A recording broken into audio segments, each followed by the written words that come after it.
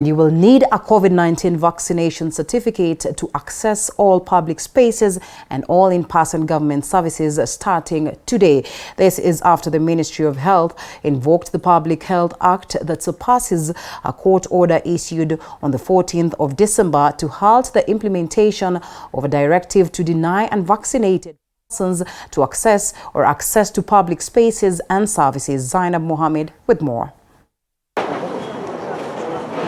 In line with its mandate and the Public Health Act, the Ministry of Health has issued a directive barring unvaccinated persons from accessing public spaces and all in-person government services. Ministry of Health, in putting down these directives through the NERCC, is invoking the Public Health Act.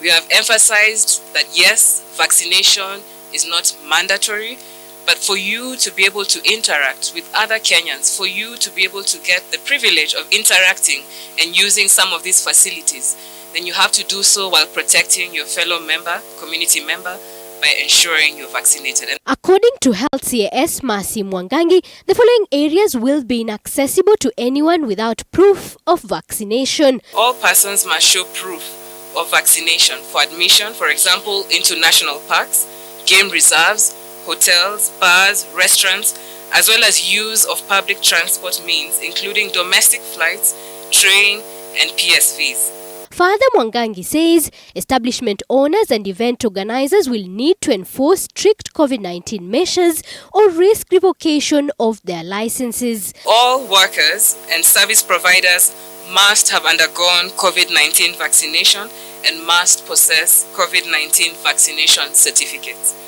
All participants must provide a vaccination certificate as proof of being fully vaccinated against COVID-19.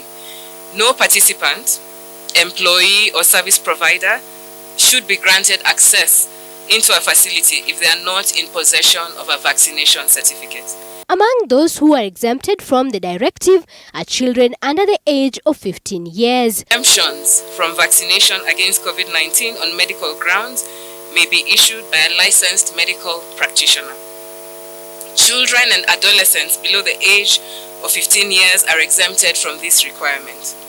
Person, including a parent, must be fully vaccinated if the person is leading, supervising, or assisting in a program that touches on children or youth, or even adults on a voluntary basis, including when they receive an honorarium for that purpose. The authenticity of the COVID-19 certificates will be confirmed with QR scans, with both soft and hard copy certificates allowed in all checking points. The directive that is barely a day old has already sparked mixed reactions among Kenyans.